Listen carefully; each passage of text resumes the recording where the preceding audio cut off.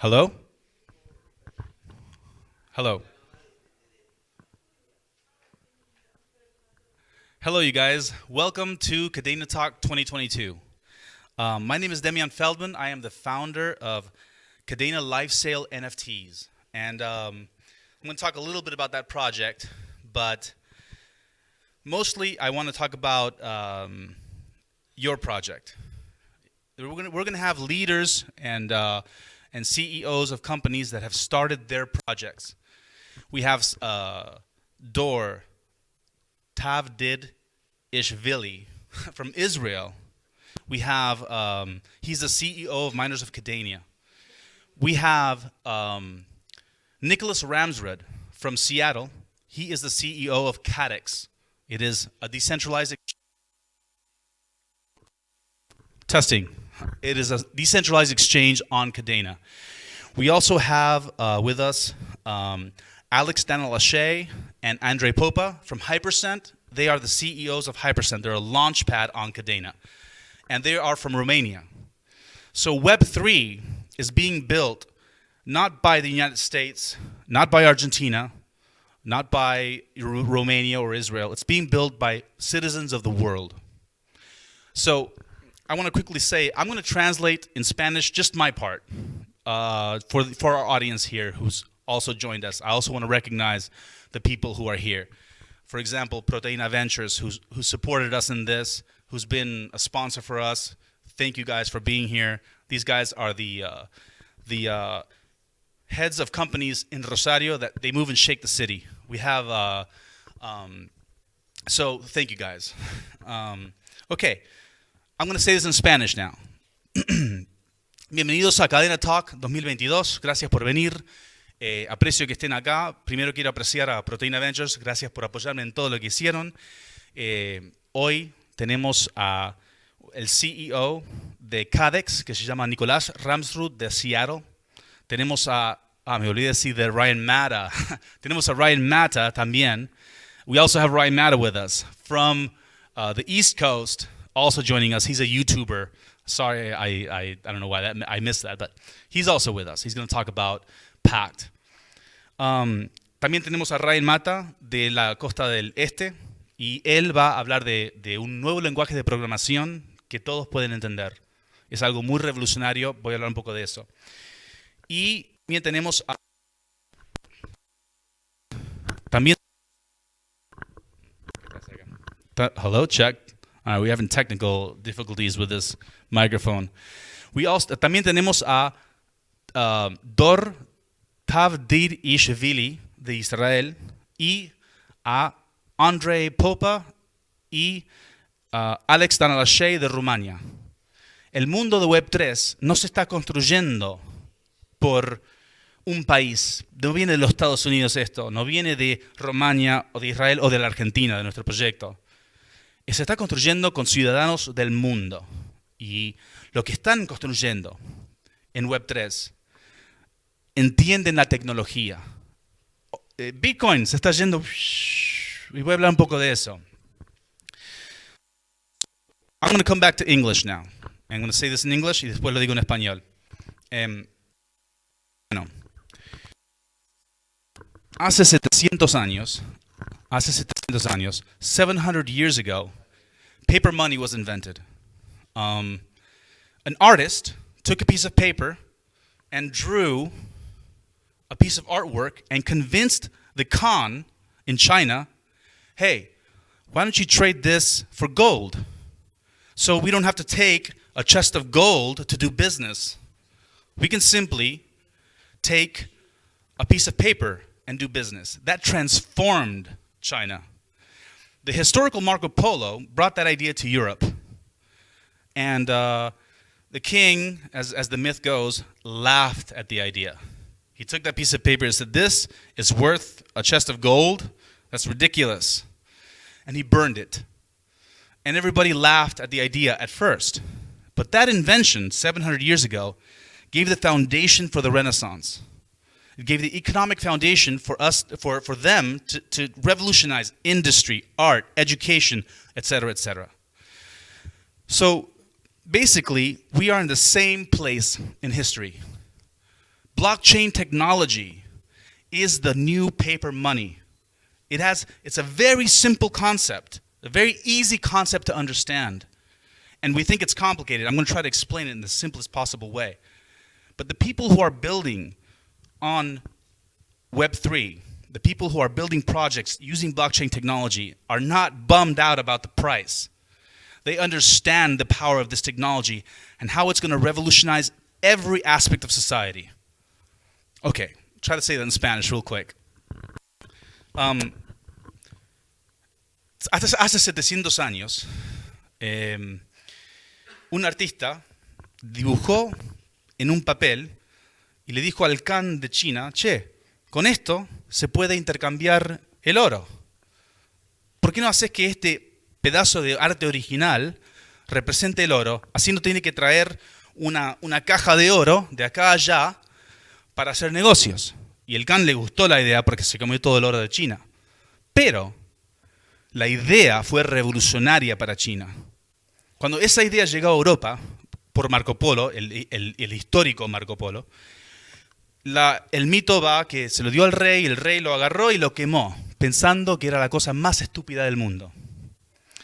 Hoy en día, la tecnología del blockchain, la tecnología de los NFTs, tiene el mismo poder. Es una idea muy simple. Y ahora que el Bitcoin se está cayendo, se va para la nada, estamos en esa situación donde la gente se está riendo de lo que es esta tecnología y no la entienden. No saben lo que es. No entienden cómo va a revolucionar todo aspecto de la sociedad. Todo aspecto de la educación, la industria, el gobierno. Tiene un poder bárbaro. Bueno. So now, I want to quickly explain what NFT technology is in the simplest way. Basically, NFT technology is the following. You have the internet and a piece of data that is unique and original. And you have millions of computers in the internet, one from China, one from Germany, one from Argentina, and they all say that you own one piece of unique data. And that idea of security decentralization, I don't want to get into the details of what it is. That idea has a tremendous power, that idea to create wealth, to create a system, to transform industry, government, not just art. For example, let's say that all our medical data, which gets buried in a box today, gets buried in a desk behind some doctor's office, were on the blockchain. If all our medical data were on a blockchain, a pharmaceutical is trying to create a new medication, for example, right now has to spend $20 million to find 200 subjects so that they can come out with their new medication, so that they can find the people to test the new medication. Well, if our medical data were on blockchain, a pharmaceutical or a person that's creating a new medication can push a button and have 20,000 people instantly. And the people that have their medical data can choose to allow the medication, allow their medical data to be used or not. You have complete control over your medical data. That's what blockchain technology promises. Not today, not tomorrow. They're already doing it in France, but that's just one area in which blockchain technology is going to revolutionize all aspects of society. A ver si lo digo en español bien rápido. La idea es muy simple. NFT technology es un pedazo de data en el Internet. Hay 1 millón de personas con computadoras, una en Rumania, una en Alemania, uno en Argentina, que dice que vos tenés un pedazo de data original e único. Vos sería la billetera XL, lo que sea. Y esas millones de computadoras, todos dicen que vos tenés un pedazo de data. Ahora, ese concepto que es muy simple va a revolucionar un montón de industrias. Todas las industrias que vos podés pensar la puede revolucionar. Por ejemplo, en la medicina. Si tu data médica estaría en la medicina, hoy en día se entierra en el escritorio del médico. Ahí va tu data médica. La entierran en el escritorio. Si tu data médica estaría en el blockchain, hoy en día la farmacéutica gasta 20 millones de dólares para encontrar 200 personas para un nuevo medicamento. Es una locura porque tienen que tener las conexiones con los hospitales. Si estuviera nuestra data en el blockchain, con un botón, haces clic y tenés 20.000 gente que puede usar para encontrar un nuevo medicamento. Y vos, si tu información está en el blockchain, vos tenés control sobre esa información. Vos, si querés, podés monetizarla, se la podés vender a la farmacéutica. Ellos se ahorran una cantidad enorme de dinero. Y también, vos, si no querés participar, no participás. Es tu decisión. Vos tenés el control. Eso es una manera en la cual blockchain technology puede revolucionar la industria médica. Lo va a revolucionar con tiempo. Esto se viene con nosotros o sin nosotros. All right. So basically, I tried to explain what that is as quickly as possible. We're going to talk about Web3 tonight. And we're going to start with what a launchpad is. A launchpad is basically, there's a scene in the Steve Jobs movie, which is a really cool scene. I love that scene. You have the venture capitalist pull up in his red Corvette, and he pulls up to Steve Jobs' garage. He gets out, he checks out the computers, he sees Steve Jobs, he sees the team, he sees who they are. He says, whoa, I'm impressed. You guys can have $250,000 to start Apple. And I think Steve Jobs ups the ante. It doesn't matter. The point is that that's the old world. A launchpad today does the same thing. A launchpad in an ecosystem pulls up with the red Corvette. They walk into the garage. They look at the team. They look at the project, and they see, does this have promise? They check out what they're building, and if they find that it's worthy, they present it to the community of, in this case, Kadena. And the community puts in $25 here. They buy an NFT with $100 there. Some people buy 10 NFTs. They spend $1,000. So the community is giving that venture capitalist money to build a project. You guys, venture capitalists is the old world. The community is building Web3. And with that, I'm going to invite Alex, in 1 second, I'm going to say that in Spanish real quick. I'm going to invite Alex Danalache and Andre Popa, and they're going to talk about what a launchpad is. So, ¿qué es un launchpad? Bien rápido. Así avanzamos. Un launchpad es, hay una escena en la película de Steve Jobs donde el capo con el dinero llega al garage de Steve Jobs, entra, se fija en la computadora, se fija en el equipo y mira qué es el proyecto. Y si piensa que es válido, el tipo le dio un montón de plata para que empiece la manzanita, Apple. Esa era una persona. Ese es el mundo viejo. Hoy en día, un launchpad es lo mismo. Llega al garage, chequea el proyecto, se fija quién es que lo está creando, quién es esta gente que están haciendo esto, qué están haciendo. Y si piensan que vale la pena, ellos se lo presentan a la comunidad. Y la comunidad de Kadena puede comprar un NFT o dos NFTs con $25, $100 acá, puede gastar $1,000 y la comunidad le da la plata al proyecto para que lance. En un launchpad, hoy tenemos los jefes del launchpad, para mí, el mejor launchpad de Kadena, se llama Alex Danalache, Andre Popa, van a hablar un poco más de lo que es un launchpad. Andre, are you guys with us? Yeah, Alex. I'm here. Can you hear us? I don't see you on the screen yet. Give me 1 second.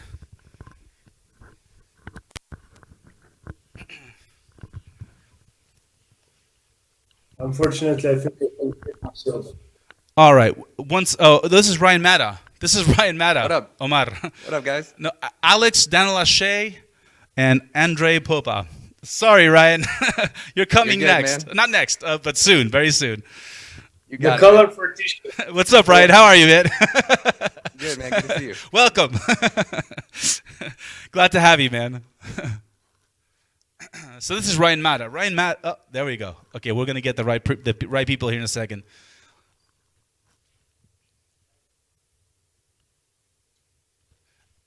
Alex Danalache and Andre Popa. Hey guys. Hey, hey.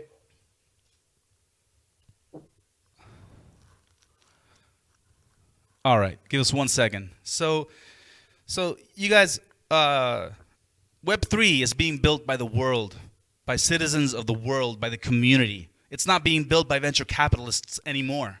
That's the old world. The world is changing. These waters are rising, and the people building on Web3 couldn't care less about the price. They are building they're building things that are going to change the world, and we know it because you understand the technology. I One think second. that Are we? Well, as soon as we settle, I can keep talking. Oh, here we go. Here we go. All right. can you hear me? Welcome, Alex Danalache, Andre Popa. Thank you guys for speaking to our audience here in Rosario, Argentina. Thank you for being here. Welcome.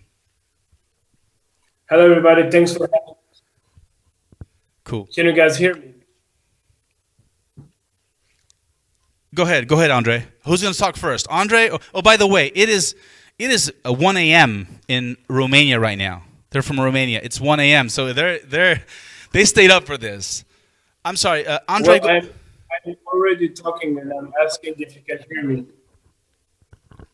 Go ahead, Andre. Well, I am going ahead.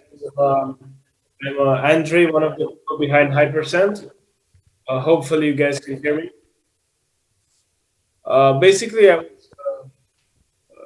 was listening to your presentation of Launchpad, and I think that the best analogy for people to understand this is raising in Web3 on a Launchpad is somehow like building a stadium while raising money for people by selling tickets in advance. So basically, your users are your investors. They truly believe in you, just like football fans believe in their teams. Hey, Andre's got double audio. Bad. Everybody has it. Go ahead, Andre. I mean, I think okay, right here we don't hear you very well, but I think on YouTube they can hear you well. So just keep on talking about what a Launchpad is. Well, anyway, so yeah, basically like building a stadium by selling tickets in advance to your very hardcore fans. So your investors are your users in the end. And why this model appeared is that usually you cannot do this with venture capital and normal investment funds because people are less likely to invest in ideas and they're more conservative when it comes to stuff like this. And in Web3, in a launch pad, basically you have thousands of people who validate your idea by putting money in it, right, and using the product. So this is one of the main reasons why we have created this launchpad to create a link between users and project creators. Did you guys hear me? I heard you clearly. So, básicamente lo que dice Andre, lo voy a sumarizar, es que ellos son la conexión que validan el proyecto.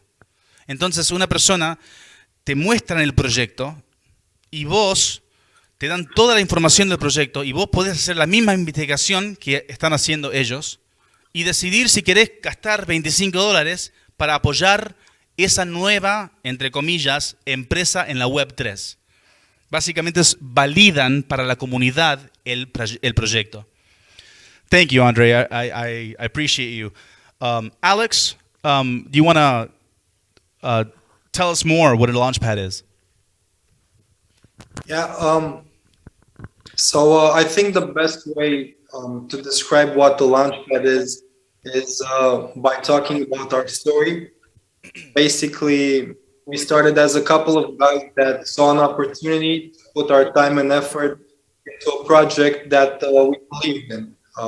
We believed in the core values of what Andrew just spoke about, allowing people to be able to buy into projects and help them grow, and everybody can benefit from that. So our result was a raise of $2 million and a community of thousands of people that now share our mission and goals. And our common goal as a community is to find projects, invest in their token, and trust that their work will result in a profit for us. And as a result, they will get the money they need to start their ecosystem. So, they don't need to do the VC run, and they can focus on actually creating value for people that do want to support and invest in their project. We have managed to find our community on Kadena. Our community is not hidden, it's not private. Our community is right here, right now, waiting for a project that can turn their investment into profit. So that community can be engaged today, and you can get to know them, you can share your ideas, you can understand their beliefs, and become a leader of our building. So our community needs more ideas, and we are eagerly waiting for creative projects to come and join us in building the future of Kadena. Thank you, Alex. Thank you. So, básicamente, lo que Alex dijo es que habló mucho de la comunidad de Cadena, de que es la comunidad que está construyendo este mundo. Y ellos, igual que nosotros, igual que nuestro proyecto, igual que el proyecto que ustedes van a armar, igual que eso, empezaron así. Empezaron juntándose con una idea, un proyecto, y la comunidad los apoyó y terminaron con los fondos de ahora con Hypercent cuando vendieron el token, que la comunidad, yo también incluido, creí en ellos, valen $2 millones. Ganaron $2 millones de fondos para poder armar el proyecto del Launchpad para nosotros, para proyectos que se arman en la Web3, que primero se fijan, ya tienen un equipo de 5 personas que están trabajando. How large is your team right now, Alex? How much has it grown? So we started from 5 team members, and currently we have grown to a team of 12 members right now. It's 12 members.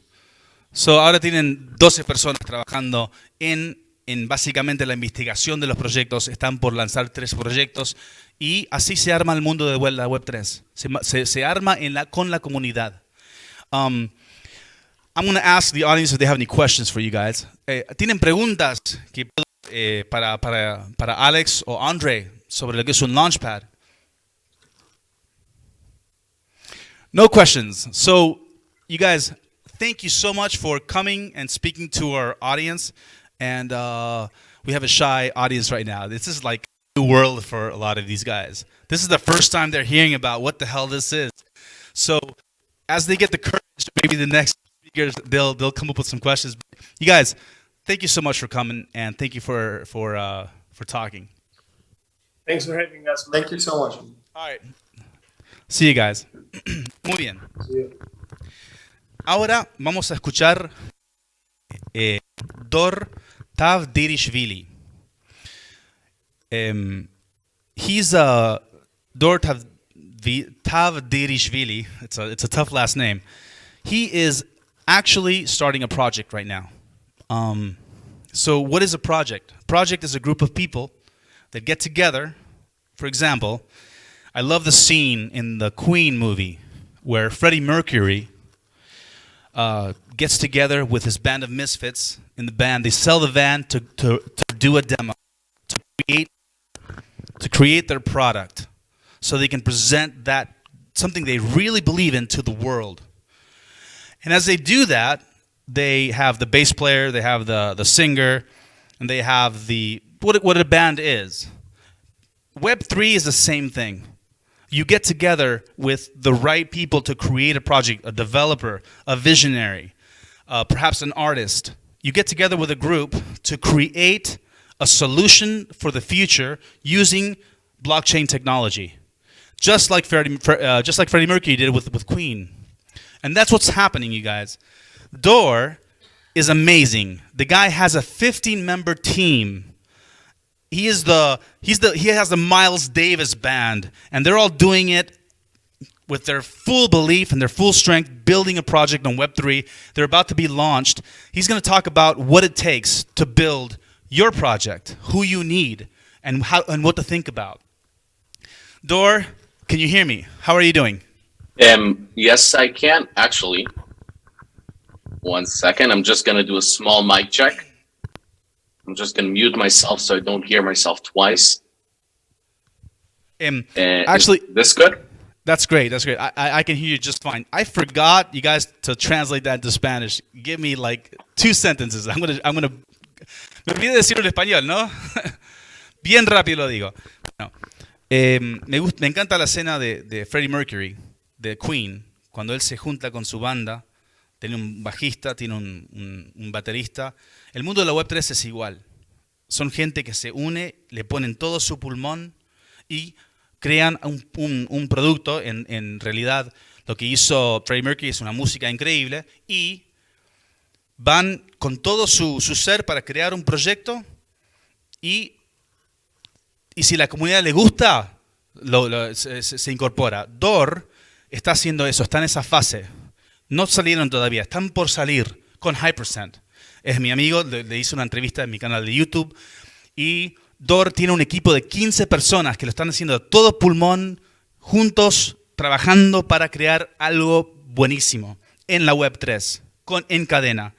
Entonces, es increíble porque un equipo de 15 personas antes de ser público es algo que ¿Y por qué? Porque las 15 personas creen en esta tecnología, entienden lo que es. Door, I'm sorry. Go ahead now. It's all good. Tell us how to build a project on Web3. Sure, happily.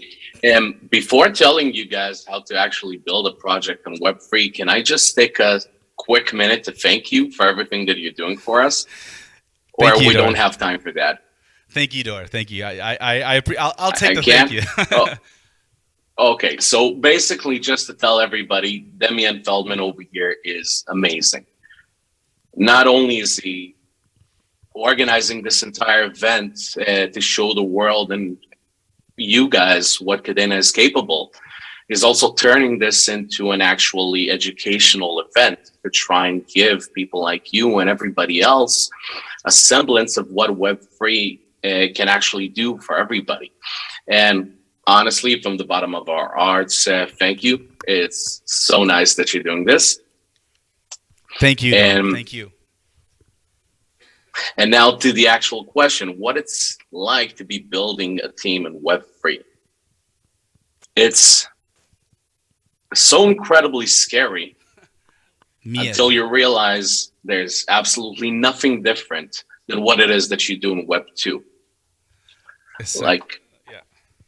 Everybody is telling you crypto this, NFT is this, and then it's like they're talking to you in a completely different language. And it is. But once you realize it's only a different language, but the same principles apply, it's all good. And it's not only that it's all good, it's all amazing because you understand that you have so many different things that you can do. And once you realize how to do them well, the entire world opens up. So just to give you guys a bit of an idea about us, about Mach, Miners of Kadena, and what it is that we do. Sometime last year, my partners came to me and they told me, Dor, listen, we want to build a crypto project. And I said, no. I have absolutely no idea how to develop something like this. I know crypto, I invest in crypto, but I have no idea what it's like to actually develop a software company. So I refused until eventually I said yes on Kadena. And when we decided what to build, we said, how can we do something that's going to be productive to people like me and my friends that have really no technical knowledge? So we decided to take crypto as it is and turn it into a game. So it's going to be incredibly comfortable for you to enter into this. And then the decision was, how do we actually build a team to make it happen? Now, Damian, do you want to translate everything so far, or shall I continue? What I'm going to do, I'm going to translate afterwards. I don't want to break the flow, and what you're saying is great. So this will be translated on YouTube with great subtitles tomorrow. So I would like you to continue because, like I said, I don't want to break the flow. Okay. So the first decision was, how do we actually build a team? Because we knew what it is that we wanted to do. We just had absolutely no idea, because this is like a completely different language. And when we realized that the missing part that was preventing us from actually moving on forward was the technical developers, that is where we actually managed to solve things. And this is where the language comes into play. When you develop something on a blockchain, you're basically talking in a different language. You're talking in code. So instead of thinking, I need to find myself a developer, I need to find myself technological abilities, just consider, I need to find myself a translator. Somebody that will talk in the language of the computers. But the things you want to say are the same exact things. So what are the parameters that you have towards actually building a successful project, right?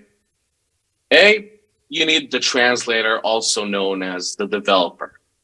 He takes your vision and everything that you want to achieve, and he puts it into the blockchain itself in a way that is decentralized, pure, and accessible to everybody else. Let me translate that. That's important. Dijo, Again? La cosa más importante para crear un proyecto es que tengas un traductor. Porque lengua, estamos hablando de lengua de programación. Un traductor que pueda poner tu idea o la visión y que se cambie a la lengua de la computadora. Eso es un developer. Necesitas a alguien así. Y ahora en un rato vamos a hablar de Pact, de una lengua de programación que se puede entender, se puede aprender rapidísimo. Pero después, Dor, I'm sorry. Carry on. It's all good. So we have the developer himself, the translator. And the next part we have that, in my opinion, is incredibly important, it's the community. The community. It's funny to consider that part of the team, but in reality, when you're dealing with Web3, you're going directly to the entire world. And for you to go directly to the entire world and have everybody understand you and understand your product, that basically means that you want to take care of your community as much as possible. You want to be transparent. You want to provide them information. You want to be able to be there for them when they have questions, when they need assistance, when they need help. Because the main idea of Web3 is power to the people. We don't decide what it is that you receive. We let the community help us build and help us receive the actual important things from this project.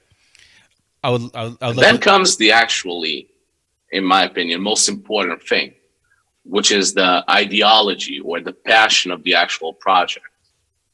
That might be art, that might be music, that might be technology.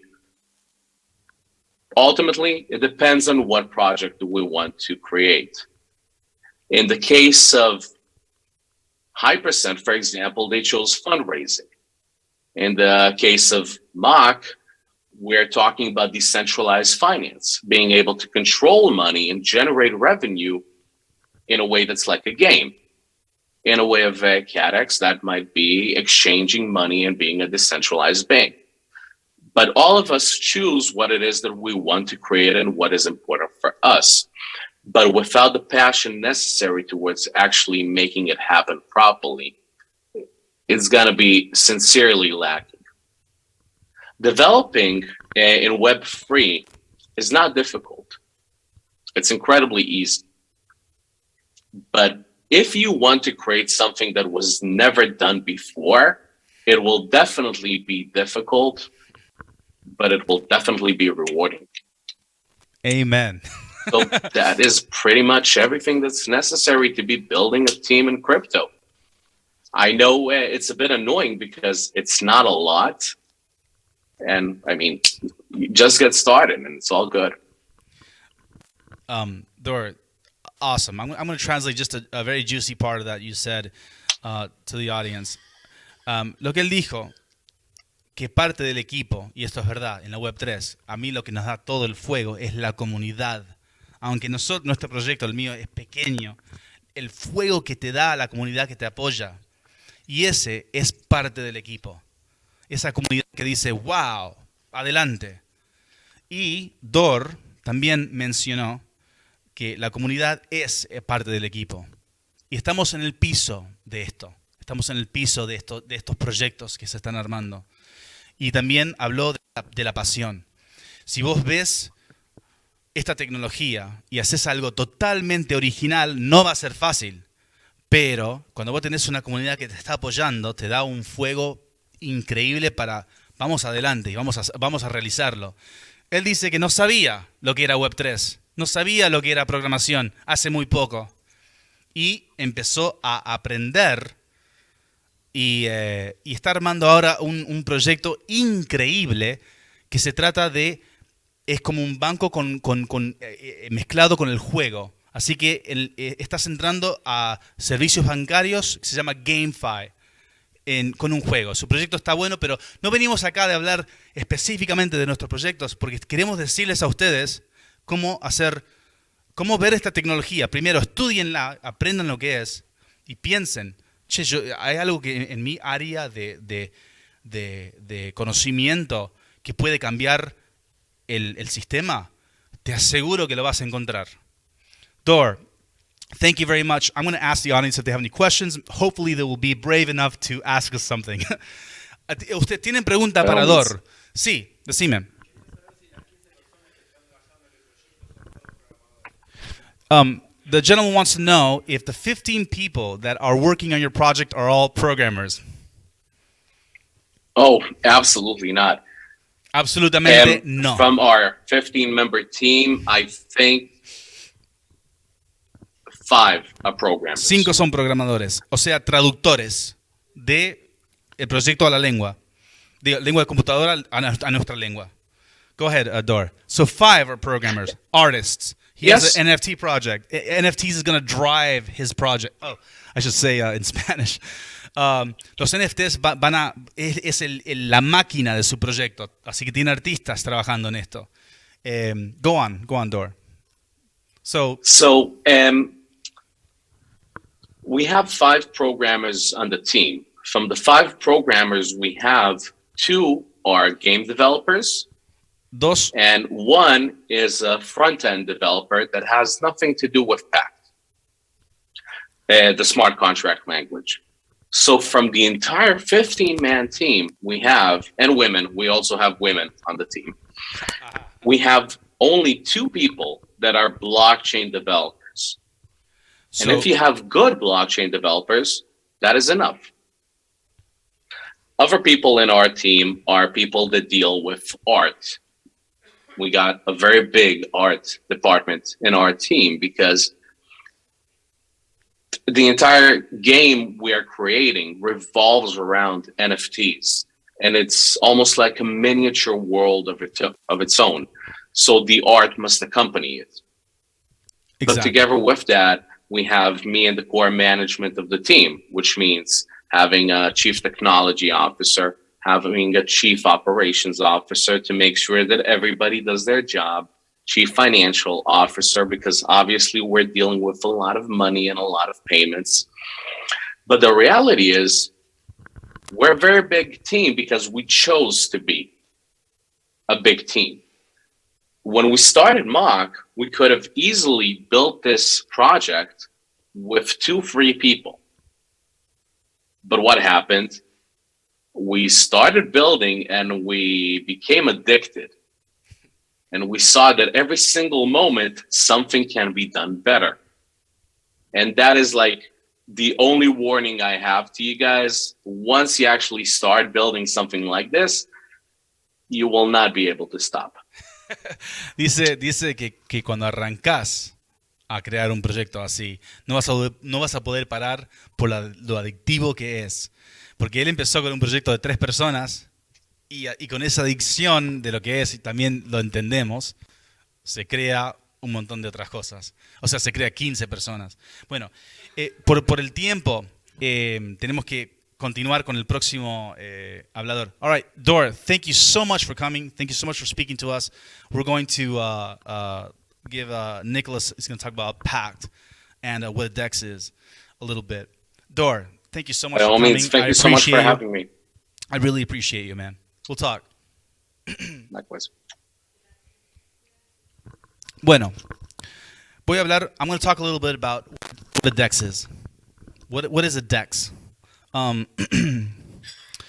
When I came to Argentina, you know, I came from LA. I was a surfer. I liked wearing flip-flops. I liked wearing a beanie. And I went to the bank, the local bank here in the Centro, dressed with my flip-flops, dressed with my beanie. I walked in, and the security guard says, "Hey, take off your beanie." And I was like, "Whoa, what's this treatment?" So I took off my beanie. I walked downstairs a little bit, what the hell? Not understanding what was going on. I sat down, and I see the guy next to me has a hat on, and the other guy, Julio, has a hat on. And I was like, So I changed my dress. You know, I started to change because of the culture and what we are. I go back, and you still have to go downstairs, wait 2 hours. That's the banking system. Now, for me, that I can adapt because I'm educated, it's easy. But the reason why people are marginalized and defranchised in the world is because they don't have access to banking services. Someone like my construction worker, who is a golden guy, the guy works really well, cannot walk into a bank because there's a treatment that he receives, constant humiliation, that is impossible for him to actually get these services that give us part of the wealth of the world. DEXs are going to change that. They're going to change that reality. We're going to have banking services on blockchain with mathematical equations that can be read by lawyers, government officials, to give banking services to anybody who has an internet connection. So banks have to evolve. I'm not talking about tomorrow. I'm talking about from here 10, 20 years. They have to evolve to this new world that's happening. Tonight, we have Nicholas Ramsrud, who's going to talk about what a DEX is. I'm going to say it in Spanish really quick. Cuando yo vine de los Estados Unidos, yo que era surfeador, me gustaba usar ojotas, se dice, y un gorro así de surf. Llegué todo contento, entré al banco, a mi banco, entré a las puertas y el guardia de seguridad me dice, "Che, sacate el gorro." Y yo pensé, wow, este tratamiento, ¿de dónde vino? Me lo saqué, como pensé, él a lo mejor piensa que tengo un revólver, no sé, porque también tenemos un problema de seguridad, etcétera, etcétera. Y me fui abajo sintiéndome un poco como mal y me di cuenta de que yo tengo ojotas y nadie tiene ojotas. Y me di cuenta que el tipo de al lado, lo vi a Julio, no era Julio, pero tenía su gorro. No me dijeron a Julio que se saque el gorro, a mí me dijeron. Y me di cuenta... me sentí muy mal. Bueno, adapté. Yo, como tengo educación, estoy educado, me puedo adaptar muy fácilmente.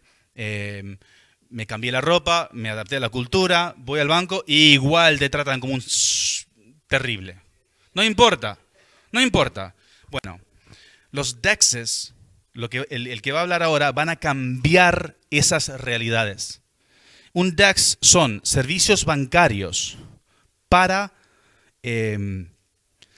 cualquier persona que tiene una conexión de Internet.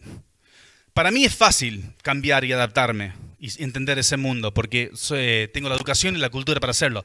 Pero mi albañil, un chico de oro que cumple con la palabra, hace las cosas bien, es difícil encontrar eso también en este país, pero tengo a una persona de oro, no puede entrar a un banco, no tiene servicios bancarios, porque cuando él entra, recibe esa humillación de nuevo y de nuevo y de nuevo, y es un mundo que, ¿sabes qué? No, mejor no me meto en eso. Y para él es más difícil.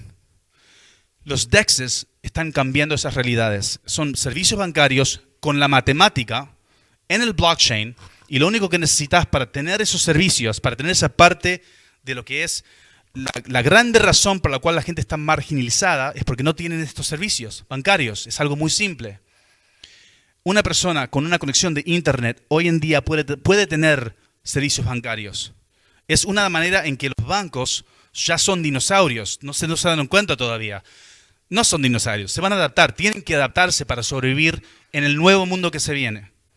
No estoy hablando de mañana, estoy hablando de 5 o 10 años. Y Cadex, el que va a hablar ahora, es el banco descentralizado en el blockchain de Kadena que están actualmente ofreciendo eso para la gente, para el mundo, no solamente para bueno, nosotros que somos la gente que tuvo una educación, sabemos cómo vestirnos, sabemos cómo adaptarnos. En fin, Nicholas Ramsrud de Seattle va a hablarnos de lo que es un DEX. Nick, can you hear me? I can. Can you hear me? I can hear you perfectly, but I don't see you on screen. Give Omar 1 second until we can see you on screen.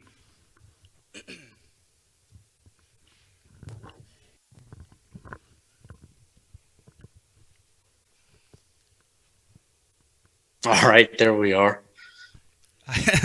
Hey, wait, it's All my right, name Damien, there. well- hold on, Nick. We gotta. There we go. We're gonna correct it right now. Nick, thank you for coming. I really appreciate you talking to our audience here. I really appreciate you, man. Yeah, well, thank you for having me. It's really an honor to be here to represent a little bit about the revolution that's going on in the crypto space. So you talked a little bit about decentralized finance in the form of a DEX, but I'd like to talk about it in more of a generalized kind of way about decentralized finance and what it means. So DeFi is the natural extension of what Bitcoin is about. Bitcoin is about money for the people under no centralized control, so that no one can control your access to it. And this is a very powerful idea in its own right. But decentralized finance takes this one step further. DeFi is about financial tools that are created for people, for normal people, that is under no centralized control, and it's accessible to all, meaning anybody can gain access to it whenever they want to, and nobody can prevent that. And this includes everything from exchanges like we're building at Cadex, but also other technologies like borrowing and lending protocols. So exchanges where you can trade cryptocurrencies one for another, and borrowing and lending protocols where users can, without the permission of anyone, borrow money or lend out their own. And this is all in such a way that nobody controls it. No government or authority can prevent you from accessing or utilizing these tools. And this is really what the power of blockchain technology and what the whole vision and ideal is behind it, in creating this globalized economy where everyone can share in the prosperity that this ecosystem brings. And this is exactly what we're doing at Cadex in building these technologies, believing in this vision, but also in what we're doing in sharing this global prosperity. I'm sure it's in the headlines everywhere. So I'm sure some of you guys are aware of the amount of money that's being spent in this space, how much prosperity this space brings, but also how much it's centered on this virtual world. And it creates an opportunity for the first time ever in operating a business that is no longer about having employees centrally located where your business is. It's no longer about having your business be run in the most popular tech locations in the world, Silicon Valley, New York, Seattle, or being located around Microsoft or Google.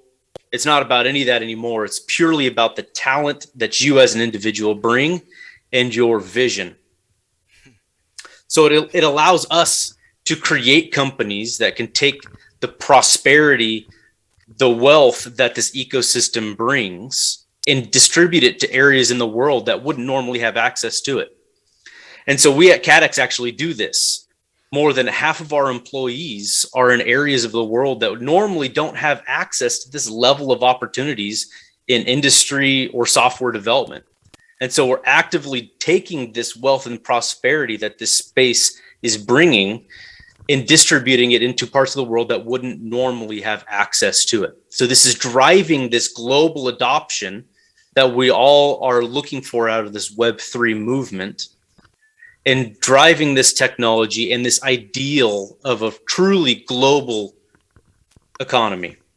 And so that's what this movement's about: globalized prosperity, bringing wealth and financial power back to people under no centralized under no centralized control, and financial tools for the people and by the people.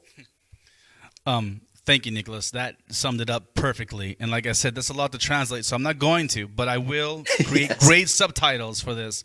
I just want to say the juiciest part in Spanish. I'm going to say the juiciest part for them in Spanish, and then I'm going to let them ask some questions. Bueno, te quiero la parte más jugosa, porque no voy a poder traducir todo y va a sacar el flow de esta charla, pero básicamente lo que dijo él es que está creando un sistema que reparte la prosperidad global a todos. No es algo, como te dije, de los servicios. No es algo que es controlado, centralizado, como Microsoft. No tenés que estar en un lugar como Silicon Valley para vos crear un proyecto. Solamente depende, el éxito de tu proyecto solamente depende de tu talento y de tu visión. Y eso cambia el juego. Su proyecto actualmente está por todo el mundo. Y están actualmente haciendo eso con la gente que están contratando. Hay gente en todas partes del mundo que tienen talento y así los consiguen.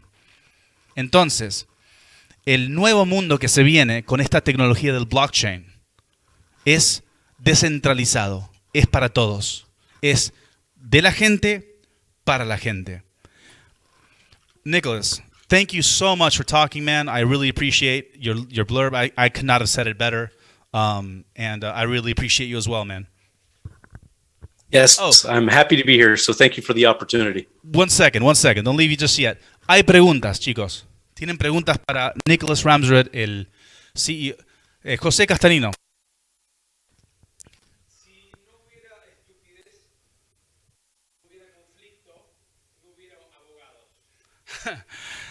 He had a statement, and that's José Castanino, by the way. He's the son of Juan Castanino, a great artist, the founder of a great museum here in Argentina. We don't have to. In Argentina, we all know who this guy is, and he said something really cool just now. I'm going to translate that. José, repeat it. I'm sorry. If we didn't have stupidity, we wouldn't have conflict, and we wouldn't have lawyers. It's,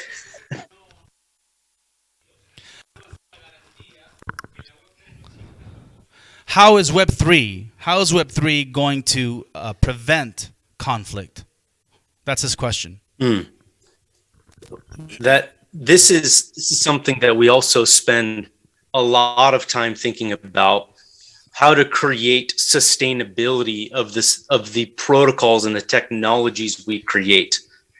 And so this is a different topic completely aside from DeFi, but about decentralized autonomous organizations, DAOs for short. And so often we see in this space these DAOs created to own and operate and take over protocols like these DeFi protocols, DEXs, etc. And these are organizations created to represent everybody who owns the tokens of that protocol, so that they own the protocol and the changes that they want to see that protocol take on.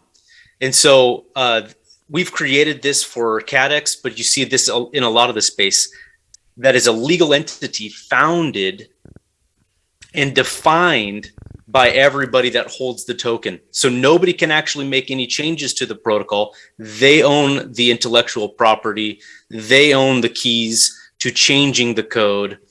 And that's how it's always going to be about community vision over any one individual. Ok. Básicamente dice de que una manera de parar el conflicto, no sé si lo vamos, no sé si se puede parar el conflicto humano, porque es algo mucho más profundo, pero que se puede mejorar, sí, porque el proyecto como Cadex y muchos proyectos en la Web3 no es controlado por una persona centralizada.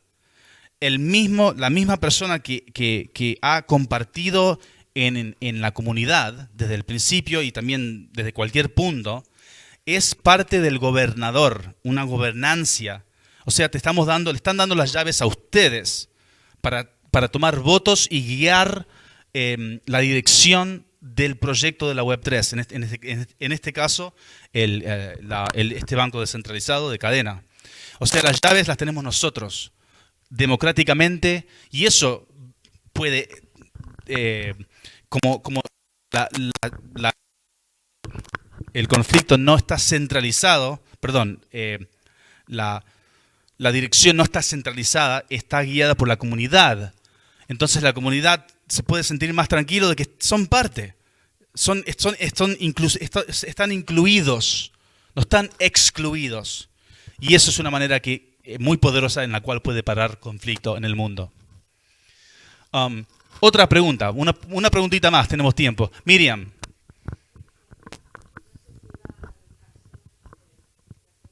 One more question.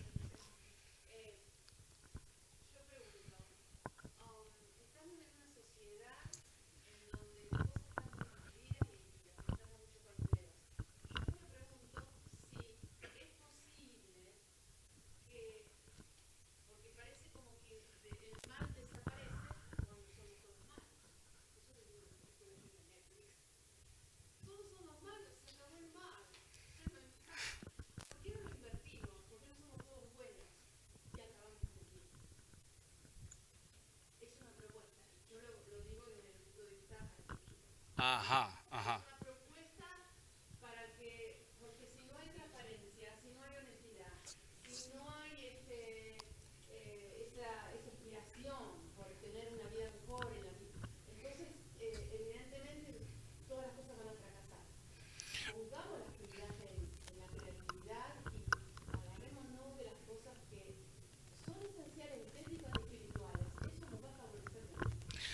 Miriam had more of a. This is Miriam Alba Romano, the incredible artist that I represent. Her artwork is all around us here.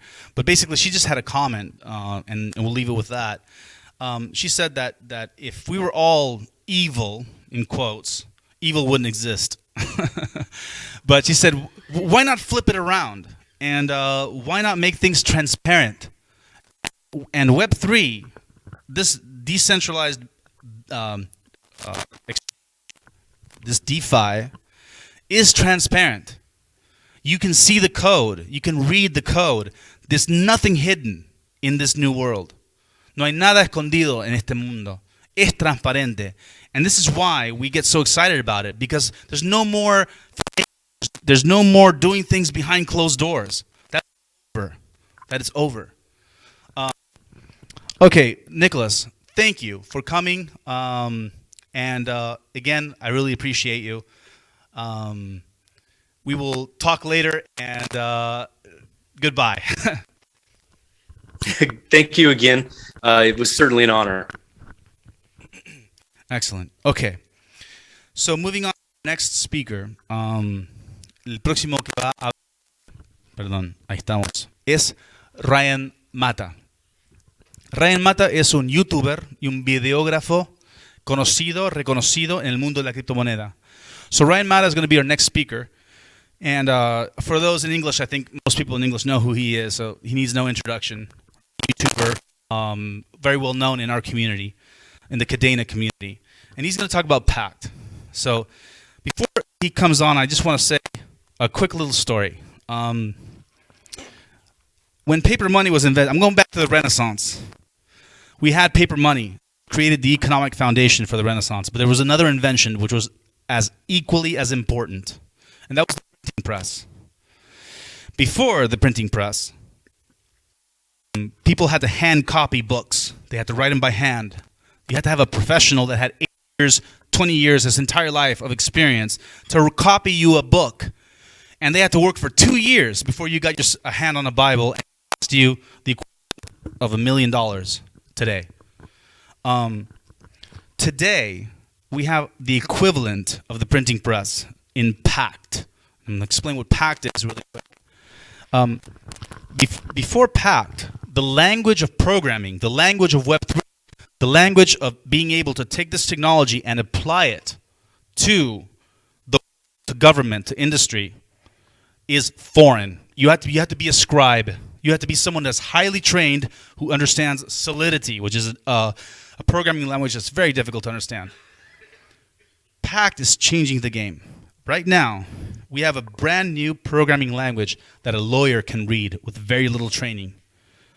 We have a programming language that a government official can read with very little training. The translator that Dor talked about is now accessible to all.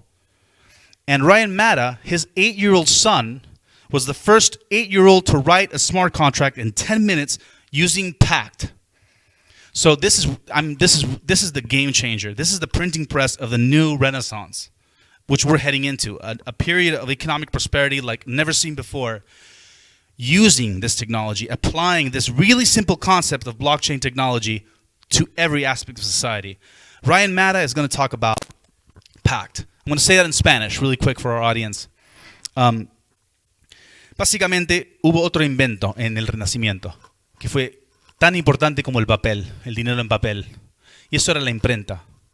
Antes de la imprenta, uno tenía que escribir un libro a mano y para poder hacer eso tenías que tener toda tu vida de educación en un monasterio o 8 años para poder copiar la Biblia, que era la Biblia que se compraba. Y el que lo compraba te contrataba y tenía que esperar 2 años para recibir su Biblia. Era algo que costaba millones de dólares. Cuando la imprenta fue inventada, le dio el acceso a los libros a todos. O sea, el precio de la Biblia cayó a $10. Y eso es lengua, es traducción. Eso causó una revolución en Europa en su tiempo. Hoy en día tenemos lo que es equivalente a la imprenta con un lenguaje de programación que se llama PACT. Esto para mí es lo más jugoso del ecosistema de cadena. PACT es una lengua de programación que ustedes pueden aprender en 4 meses. Que un abogado, una persona que conoce programación, lo aprende rapidísimo. Un abogado puede aprender a leer. Un funcionario en el gobierno puede aprender a leer. Así puede interpretar lo que es la programación del Web3 a nuestra lengua. Eso significa, con ese lenguaje, es lo que necesitamos para poder llegar y utilizar esta tecnología en la industria, el gobierno y todo aspecto de la sociedad. Es la imprenta de hoy en día, PACT. Es lo que creemos y por eso estamos tan contentos de estar en este punto en la historia y con este ecosistema nosotros, los que están construyendo, porque lo entendemos. Y para nosotros, no puedo decirlo tanto, que se fijen, que busquen este lenguaje, que entiendan lo que es, porque va a cambiar el juego. No hoy, no mañana, pero en los años que vienen. Ryan Matta, que él también escribió un contrato inteligente con dificultad, él tiene dificultades de aprendizaje, él está escribiendo contratos inteligentes. Así que, Ryan, how are you, man? I just introduced you, man, to talk about PACT. Can you hear us? I can, man. I'm going to have some audio feedback issues, so if you're all right, I'm going to take off my headphones and roll with it. Sounds good, man. Sounds good. Sounds good. So I first wanted to start off by saying thank you, Argentina. It's truly an honor to be on stage speaking with everybody today. And I wanted to give a special shout out to the entire Kadena community. Shout out to Nicholas from CADX, Andre and Alex from Hypercent. Shout out to Dor and Miners at Kadena, and Damien. What an honor to be on stage with you, buddy. Thank you so much for putting this event together. So let's start off with an easy question. What is Kadena? Kadena is the future of digital value. Kadena is going to change every aspect of life as we know it. Now for the million-dollar question, what will Kadena be used for? If we jumped into a time machine and we traveled back to the 1990s and you asked me what would the internet be used for in 1990, I would have the same answer. The possibilities are really limitless because 99.99% of what Kadena will be used for has not even been invented yet because of the coding language Pact.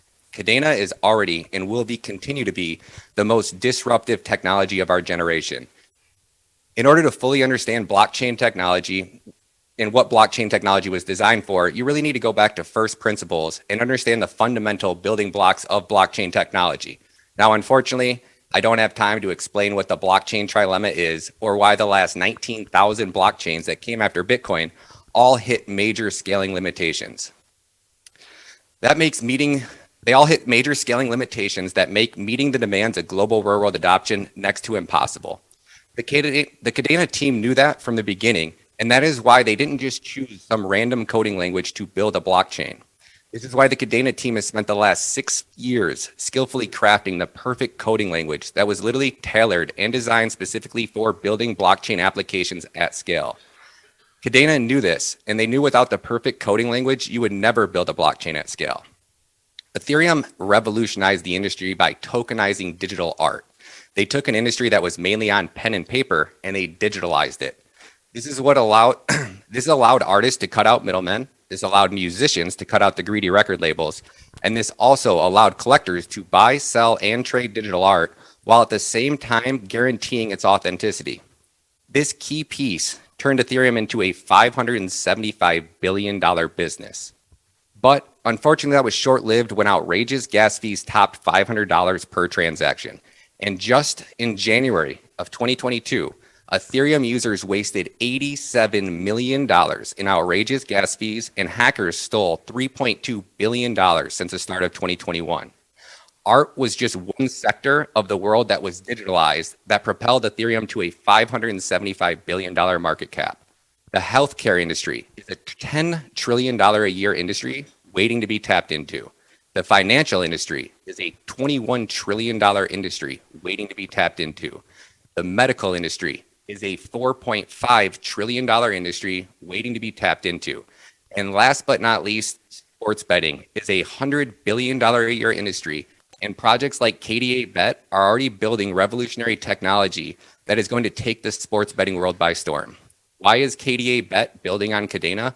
Because it wasn't possible to build their application on any other blockchain.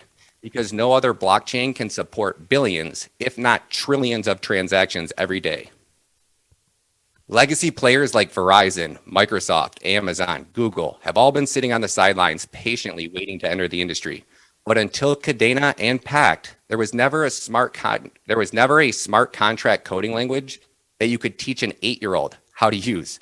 Now that may sound like a fairy tale, but if you swing over to YouTube and you search an 8-year-old breaks crypto world record, you will see a video of my son writing his first Pact smart contract in less than 10 minutes at the age of 8 years old. Pact is the first and only smart contract language that is human readable. Pact also uses what's called formal verification. Formal verification is key. In layman terms, that means that every second that you type a line of code, the Pact software analyzes over 1 billion outputs and inputs every second, looking for errors in your code. Not only does it look for errors and catches those errors, it also gives you a little tip that shows you how to fix them. It's pretty cool.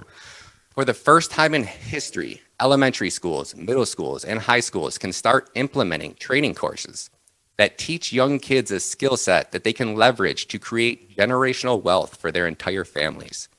During the 2021 crypto bull run, Solidity engineers were in such high demand that any Solidity software developer with 16 weeks of experience was considered a senior developer. Senior engineer's starting salary was $300,000 per year. So just imagine what implementing Pact digital courses or Pact courses into your country's educational system would do for future generations. Again, my name's Ryan Matta. I appreciate all you guys. Special thanks to the Kadena team. And thank you, Damien, for bringing me out. Big shout out to the entire Kadena community on Twitter for holding it down. Y'all are crushing it. And it's truly an honor to be here sharing this journey with everybody. Cool, Ryan. Thank you. Give me 1 second. open up the questions. I just want to translate some of the things that you said there. The more important things. I mean, everything is important. It's just so hard. There's so many things about Kadena that it's just going to be so difficult. There's a lot, and we want to talk to the people that don't know anything, but you need to start researching. So una de las cosas que dijo Ryan Mata de lo que es Kadena es si vos le preguntarías a él ¿para qué está Kadena? ¿Para qué se usa? Una de las respuestas es no sabemos, porque es una tecnología muy simple y no se ha creado, no se ha inventado todavía. Este mundo está totalmente abierto ahora y estamos en el piso, número uno. También habló de lo fácil que es aprender, programar Impact, de cómo su hijo, ya lo dije. Y también, finalmente, también dice de que cuando vos estás codificando Impact, el mismo software te verifica tu código con 1 billón de chequeos por segundo y si haces un error, te dice no solamente que hiciste un error, pero cómo corregirlo. Te da una pista para que vos puedas investigar y aprender de esa forma. Pact, muy diferente a otros lenguajes de programación, lo que hicieron en Kadena es construyeron la lengua de programación para el blockchain. Solidity, dice, es la realidad. Solidity es un lenguaje de programación muy complicado, que tenés un infinito para poder codificar. Pero la razón por la cual tenemos tantos problemas, hay tantos hackeos en Ethereum y todos los otros blockchains que existen, es por la lengua de programación. Porque contratás a un joven que no sabe todo y empieza a codificar, hace errores y los hackeadores entran y se meten así. En Kadena fue la programación que fue creado para blockchain. Y esa es la razón por la cual hay muchas cosas de Kadena que también podemos hablar de cómo es infinitamente, tiene escalabilidad infinita. Es mucho para decir, y no quiero decir todo porque básicamente puede sostener el sistema financiero del mundo, y no solamente el sistema financiero, pero también el sistema de la educación, el sistema de el entretenimiento, el sistema de la música, porque es infinitamente escalabilidad. Los 19.000 blockchains que han venido antes de Kadena no pueden hacer eso. Tienen sus limitaciones. Con Pact y con todo eso, otra cosa, I'm going to say this in English as well. Another thing I want to say about all of this, because I translated a lot of the GC, but another thing I want to say about all this is that Kadena, full disclosure, Kadena gave us zero to do this talk. We are not getting sponsored by Kadena. Kadena did not ask us to do this. All of us talking about these projects are doing it because we believe in the technology. We believe in what has been built, and they're proving that what they said is true. It's happening, it's starting, and we are on the ground floor of what Pact is. We are on the ground floor of this world. Lo que quería decir era lo que se llama full disclosure para la gente. Y es decir que Kadena, el ecosistema, a mí y a todos los que hablaron hoy, le dieron 0 para hacer esto. Nosotros estamos haciendo esto a puro pulmón porque creemos en la tecnología, porque vemos la oportunidad, porque todo lo que dijeron cuando empezamos a construir en Kadena, estamos viendo que es verdad. Es un lenguaje de programación igual como lo digo. Y si no me creen, empiecen a hacer su propia investigación. Estamos acá porque queremos difundir esto, porque sabemos el poder que tiene para cambiar, para crear lo que yo creo va a ser el nuevo renacimiento. All right. Preguntas. ¿Tienen preguntas para Ryan Mata? ¿Alguien tiene una pregunta? Sí.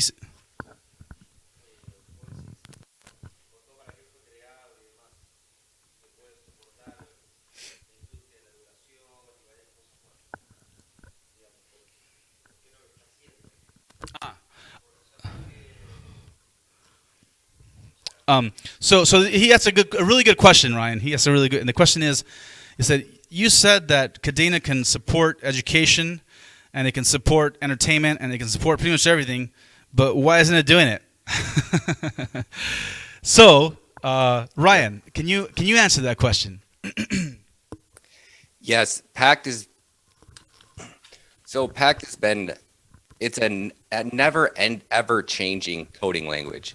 And to get to the point where you can onboard billions of transactions, it's going to evolve to that point. So at this current point, we're still waiting on a few pieces to turn on. Marmalade being one of them. It's in beta testing. It's running now on chain 8. When Marmalade gets fully implemented in the Kadena ecosystem, I would say we're maybe 1-2 versions away from Pact being at scale. When we get to that point, that's when you're going to really start to see mass adoption. I think KDBet is one of the first teams that have brought massive amounts of like legacy Web 2 players over into the Web 3 space. And we're just going to need to see a few more projects like that kind of showcase what Kadena is possible of and what can be built on top of Kadena. And because of the other limitations with other blockchains, as far as the Turing complete or Turing incomplete coding languages, making it very not safe, not secure, I think a lot of those things just took time. A lot of projects don't want to invest millions of dollars building on a blockchain like Ethereum and then have to go, okay, yeah, you know, we have to rebuild and move over to another ecosystem. I hope that helps. Yes, that definitely helps. Bueno, para contestar tu pregunta, ¿por qué no lo está haciendo? Muy buena pregunta. Si vos te fijás en lo que es Kadena hoy en día, lo está haciendo. Los proyectos están saliendo como popcorn. Ahora, se están creando estas cosas. Ahora, es nuevo. Kadena se construyó en 2016. O sea, es algo muy nuevo. Este lenguaje de programación, Kadena no hace ninguna marketing. Muchos de la comunidad de Kadena se frustran con Kadena. Esto es un marketing para Kadena, pero no lo hacemos porque es un marketing, lo hacemos porque vale la pena, porque estamos construyendo y conocemos el sistema. Conocemos que todo lo que han dicho, yo estuve mirando Kadena por 1 año y medio, y todo lo que dicen, al principio la gente piensa, sí, pero cuando empiezan a probar con la tecnología, con los proyectos que están saliendo, que se puede hacer, ahora estás en el piso. ¿Sabes por qué? Porque no se inventó todavía. Lo acaban de inventar. Esto es totalmente nuevo. Pact, el lenguaje de programación, es algo nuevo. La razón por la cual me siento tan bien de poder hacer esta charla es porque estamos en el piso, en el arranque de esto. Y si te fijas, empezás a hacer tu propia investigación, vas a ver la cantidad de proyectos que están saliendo en Kadena. Quiero mencionar one more thing. I want to mention one last thing what Kadena is doing. Right now, Kadena is offering $100 million to people who propose projects on the Kadena ecosystem. So, what does that mean? It means that from here until a year and a half from now, from here until a year and a half from now, we are going to have thousands of projects explode that are well funded to solve the problems of the future using blockchain technology. This is where this is going. I'm going to say it in Spanish. Kadena ahora actualmente está ofreciendo $100 millones en becas para gente que está armando proyectos en la Web3, en el ecosistema de Kadena. Eso significa de hoy en día a un año y medio o 2 años van a explotarte. Vamos a tener miles de proyectos con soluciones para el mundo moderno usando esta tecnología. Y van a tener el financiamiento correcto. Cada uno de ellos van a estar bien financiados vas a ver lo que va a pasar de acá, porque yo estoy muy orgulloso de decir esto a nuestro país, a nuestra gente, porque es una oportunidad increíble. Le doy gracias a Dios todos los días porque me puso en el piso de esto por total accidente. La pandemia me trajo a eso, se me arruinó, me tuve que reinventar y me trajo a esta situación donde estoy como holy shit. Una situación muy privilegiada. Y yo quiero decirles a ustedes que yo estoy 10 pasos enfrente, pero que se fijen, no que tomen mi palabra, que se fijen, que hagan tu investigación y que lean sobre esto y que lo aprendan porque no es tan complicado, no es de otro mundo como uno piensa que es la Web 3. Es algo que se puede aprender. Tenemos una gente acá totalmente educada. ¿Y qué tenemos? Una ferretería. Que está bien, está muy bien abrir una ferretería, pero es lo que tenemos. Y esta es una oportunidad para que la Argentina pueda empezar a ingresar a esta nueva, como lo que yo creo, este nuevo renacimiento. Así que todo lo que dije, don't take my word for it. Look into it. That's what I did. I thought crypto was the dumbest thing in the world. I thought it was the stupidest thing in the world until I said to myself, Demian, do you know what this is? Do you understand this technology? And my answer was no. Most people who invest in crypto have no idea what it is. They don't study it. They don't understand it. La mayoría de gente que invierte en la criptomoneda ni sabe lo que es. No lo entienden. No se ponen a investigarlo. A lo que voy es que si empiezan a investigar, les digo, se abre un mundo y estamos en el piso. Estamos en el piso de este. Ya me callo. I can keep talking forever, Ryan. I'm sorry. I got carried away because we're so excited. That's what our building know. We're just excited. So it is, man. And another one more yeah. One more thing I wanted to say on that too, where he asked that question. If we went back to the 1990s and you asked people, well, why is nobody building on the internet? Right? People just don't understand the technology and they don't understand how to leverage that technology to really make revolutionary changes in the world. What Kadena is going to be used for, like I said, 99% of it hasn't even been invented yet because we saw what DeFi did to the world. We saw what NFTs, we saw what gaming did as soon as gaming started to get a little taste of what the crypto world is like, right? Gaming sectors from all over the world were coming into the industry looking to build on blockchain. We're talking about healthcare, medical, governments, countries like Argentina, for example. Whatever country really starts to see the value in Kadena and understanding that you could take an entire country out of poverty because of what Pact developers will be. Pact developers will be in such high demand that if you started implementing something like Pact into elementaries, because you can teach an elementary kid for the first time in history how to code in a blockchain coding language that is in human readable code. This is something that we could have never done before in any other blockchain. So it's hard for me to explain why people aren't using it yet. I just think that the technology is so new, people don't understand how to leverage it quite yet, but we're getting really, really close. Also, one of the reasons is Kadena isn't a marketing. They don't do much in marketing. That's another reason why developers know what this is, that people who are building know what this is. But Kadena is more low key about it, which is great because Kadena wants ethical, intelligent, capable people to be building on the blockchain. We're not looking for the clowns, which is what our project is about, our NFT project. We don't want the chaos. We want people who know what they're doing, who are going to be able to build something, people who know that their name is more important than all the money you'll ever make. That's what Kadena is looking for, and that's why they're low key about it. And we're doing this in quotes marketing because we believe in because we understand what it is. Lo voy a decir en español eso. Kadena no hace marketing. Son muy low key. Y la razón por eso es porque Kadena no es un enemigo del gobierno, no es un enemigo de los bancos. No. Tienen otra mentalidad. Sabemos que para que se pueda adaptar esta tecnología, necesitamos ser parte del gobierno. Necesitamos trabajar con los abogados. Necesitamos trabajar con la gente.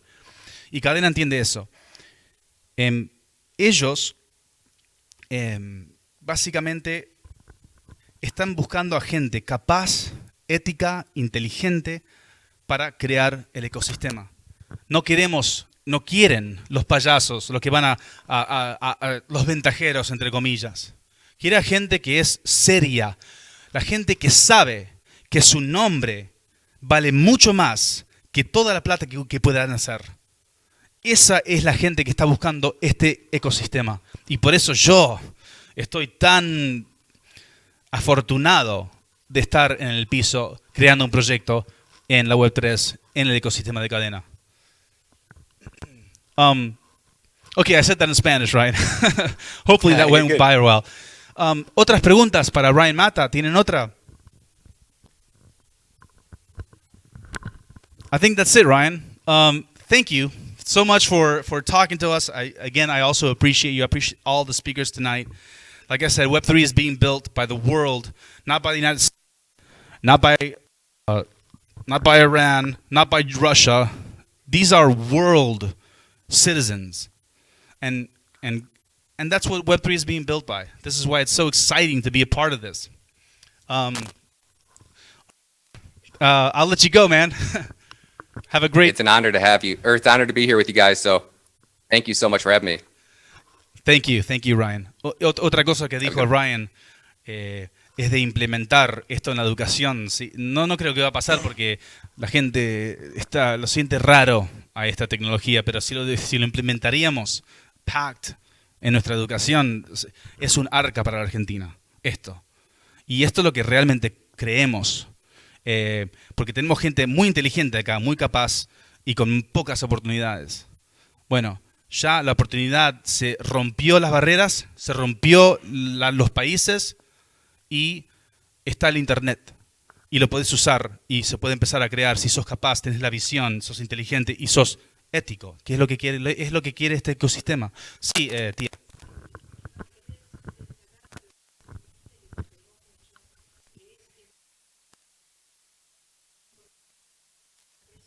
Right.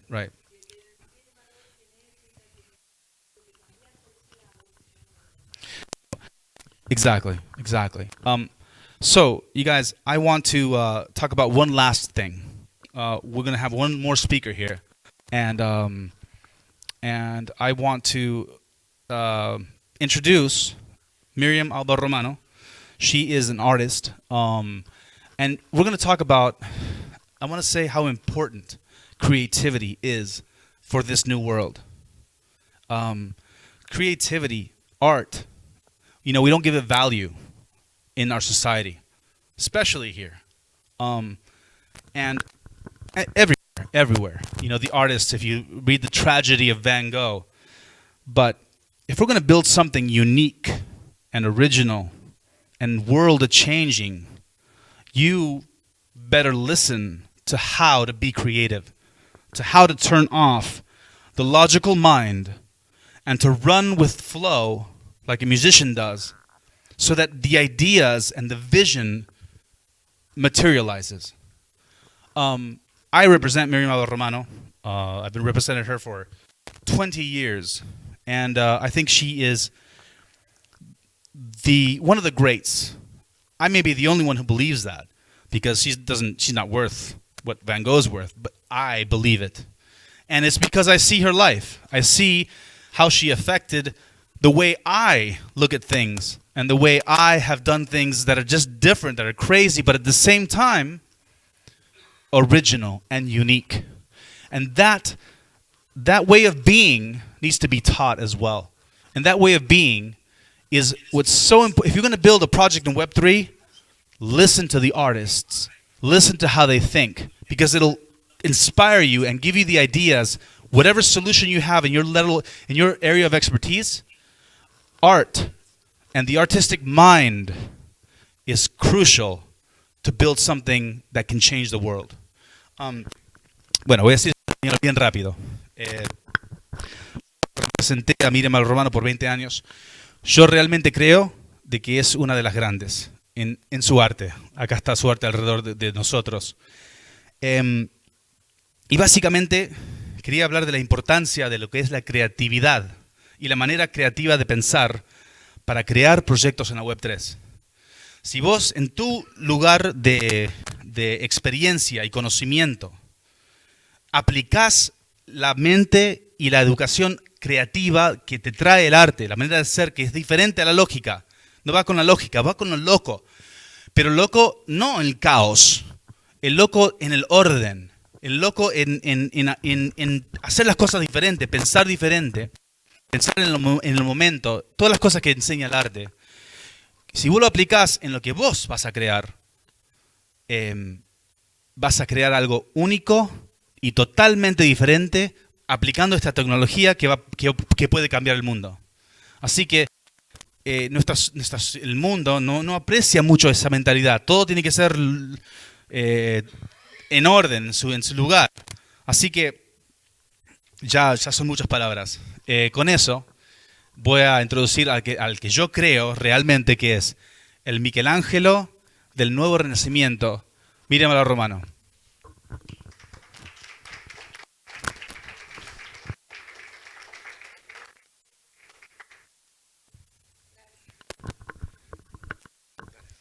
Buenas noches. Antes que todo, gracias a ustedes por estar acá. Gracias por haber venido.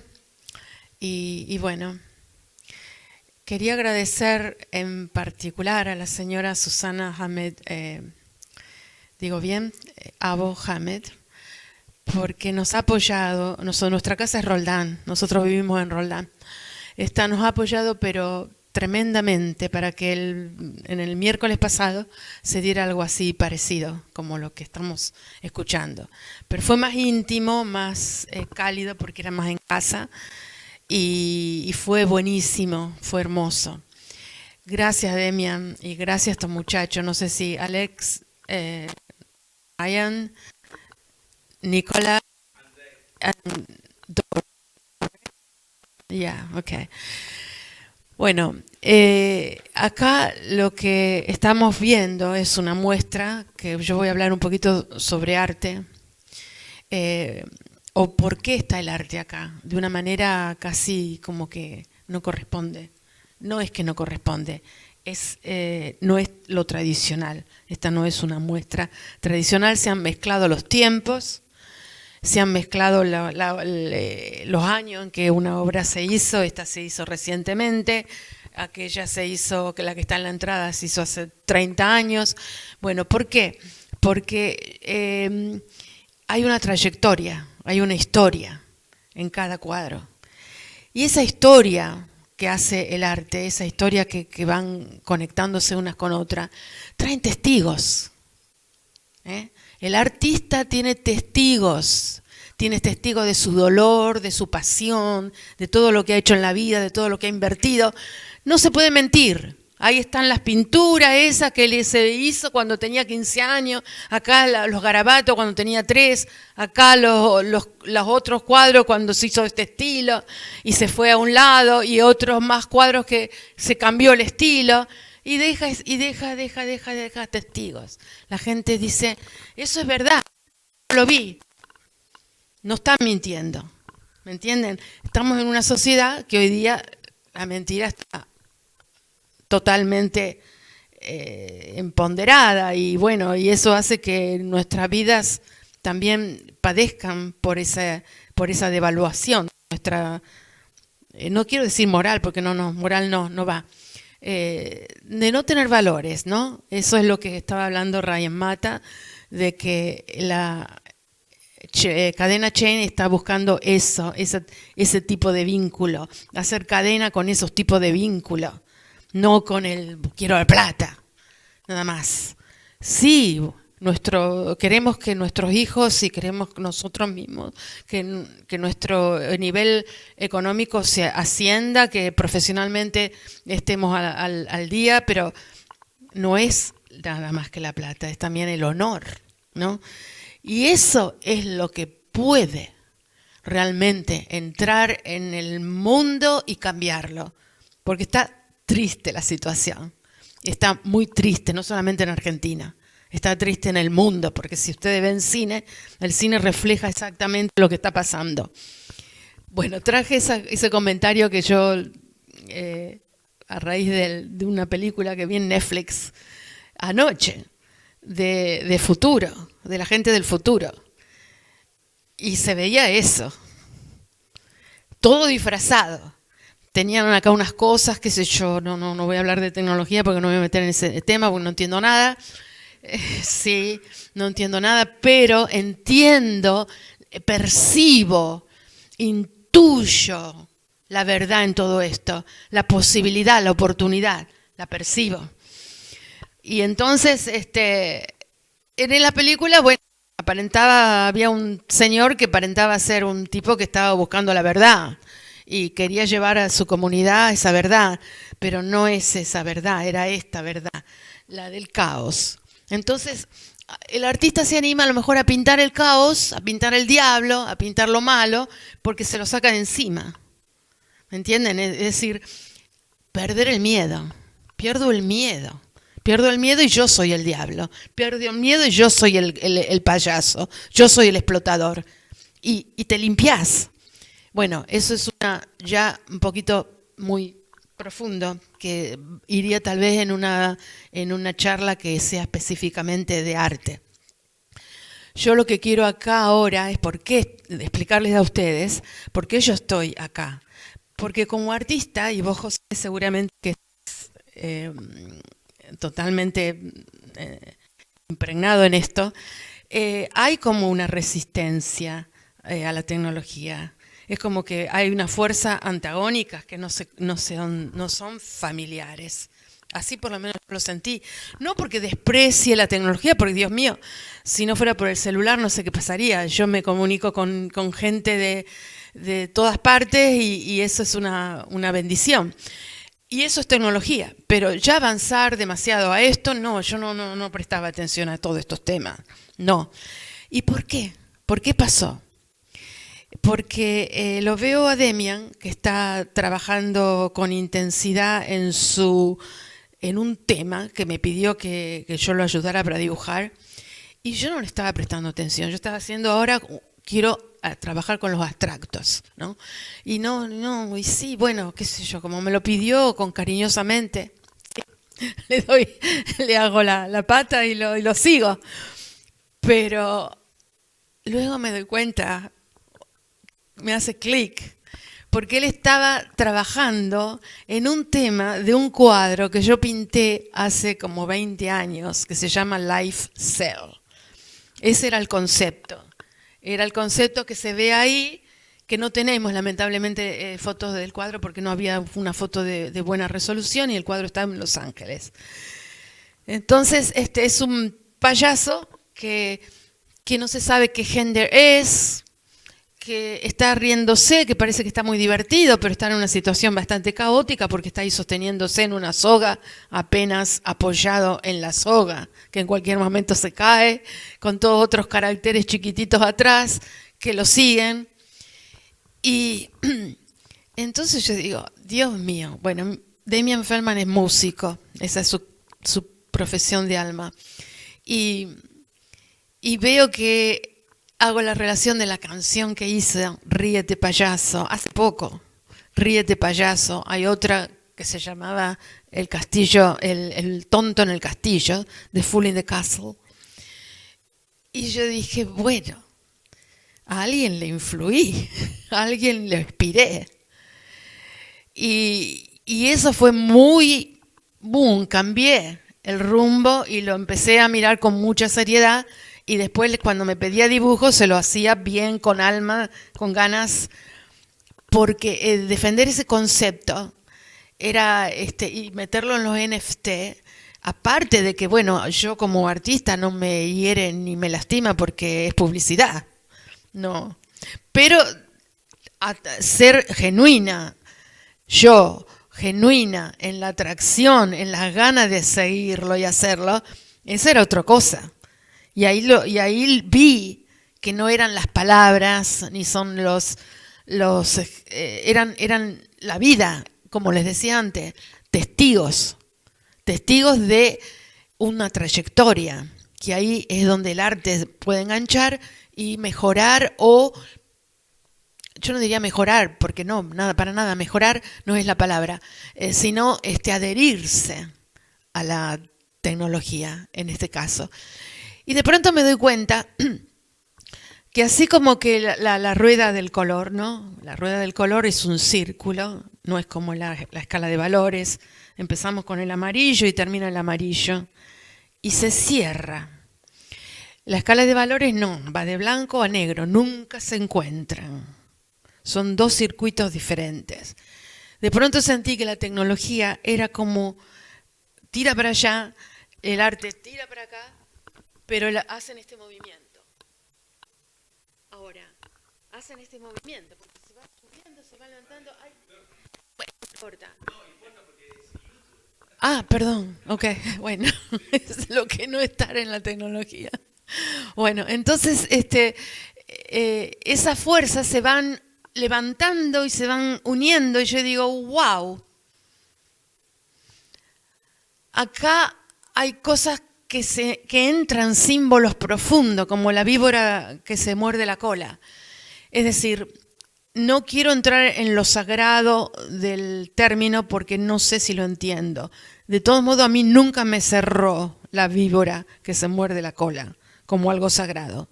A mí me parece que la cola de la víbora con la cabeza es caos. Pero, y ahí me necesito las manos, pero en vez de cerrar el círculo así, cierra así. Acá hay un espacio. Ahí es donde entra el infinito, el universo. En vez de cerrarse así, se cierra así, zafa, no trae caos, trae orden. Entramos en un orden universal que existe. Hay mucha gente que está en el camino espiritual que lo percibe, lo siente, lo manifiesta. Artistas que también están en lo mismo. Entonces, eso nos crea una esperanza muy fuerte para que nuestra sociedad haga un cambio, porque no nos podemos quedar atrás, no nos podemos quedar sin entendernos. Tenemos que comprendernos y sin ser moralista. ¿Qué problema con ser bueno? ¿Cuál es el problema de ser una buena persona? Si ganás, se gana. Esta gente está ganando dinero con una trayectoria buena, sincera, transparente. Entonces, ¿por qué no amar por ese lado? A ver si terminamos con el bien. Con el bien. ¿Ok? O sea, a ver si terminamos con la división. Bien, mal, bueno, malo. ¿Ok? No nos lleva a ningún lado. Como la escala de valores, uno va para un lado y otro va para el otro. Uno está para el mal y sigue para el mal y el otro sigue para el bien, nunca se juntan. Pero en la escala de colores, que yo estaba tratando de hacer con las manos, sí, y no se produce un cierre. Hay allí, si se dan cuenta, hace un espacio y se hace un 8. Ya. Entonces, ahí encuentro el valor al arte.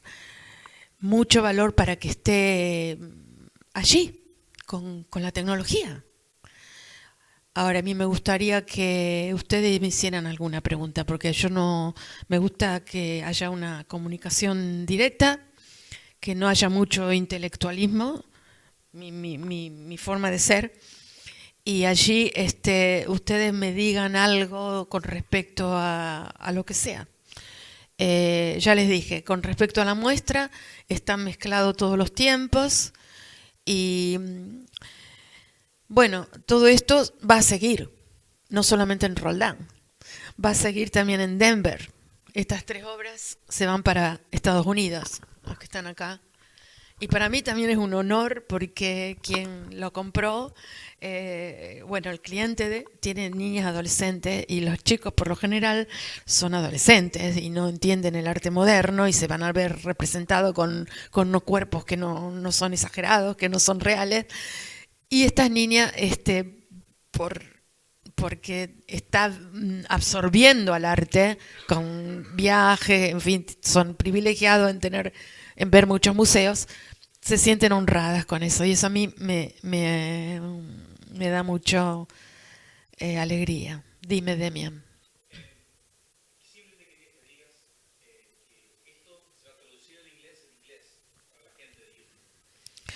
Ok, ¿lo digo en inglés? Now? Okay, do you want me to start to do that? Okay. I was just saying that at this show, this is not a traditional show. This is not. Oh, Okay, okay. We are going to all what I said. Demian is going to translate it. Yeah, that's okay. Y quería a lo mejor agregar algo con respecto a. Bueno, se pasó. Listo.